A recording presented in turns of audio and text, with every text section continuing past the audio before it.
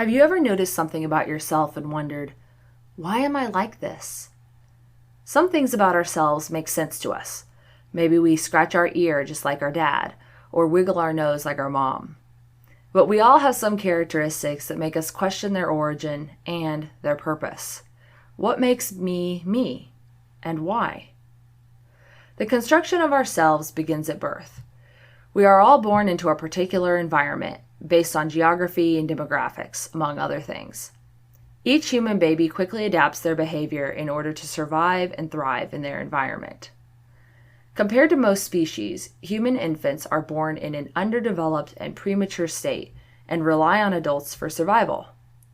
In order to maximize the odds of survival, a baby is born with the tools they need to bond with or attach to a caregiver who is attentive and responsive towards them, which leads to the development of secure attachment.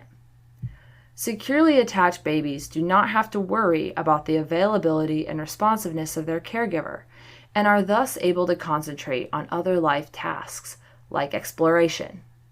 They become people who like adventure and trying new things, who find it relatively easy to form close friendships and romantic relationships, and who are good at solving problems. On the other hand, when the baby's caregiver is not attentive and responsive, the baby will subconsciously draw the conclusion that their environment is not safe and resources are scarce, and their attachment will be altered accordingly. There are 3 types of insecure attachment that a baby can develop as a strategy to survive in an environment with a caregiver who is not attentive and responsive: anxious, avoidant, and disorganized attachment. To learn more about these types or styles of attachment, watch my video, The Most Important Relationship of Your Life. When a baby develops anxious attachment, they feel and express emotions more. They may have a tendency to cry inconsolably or have tantrums.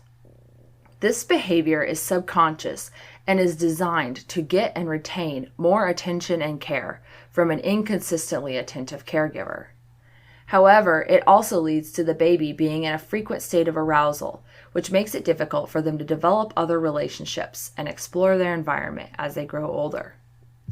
When a baby develops avoidant attachment, they act distant and self-reliant, hardly seeming to react at all to situations that would typically be distressing for a baby, like their caregiver abruptly leaving the room.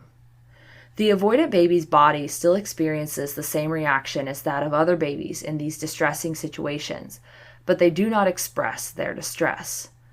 This is done in an effort to maintain closeness to a caregiver who might otherwise reject the baby.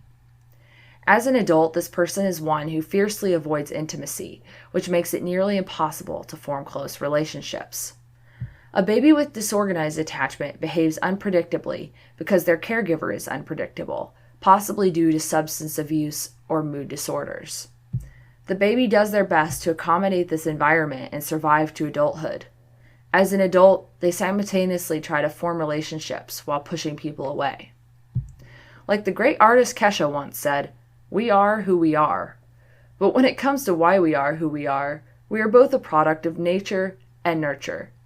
In the case of attachment, which has a big impact on us throughout our lifetimes, our nature is influenced by the nurturing that we received in infancy.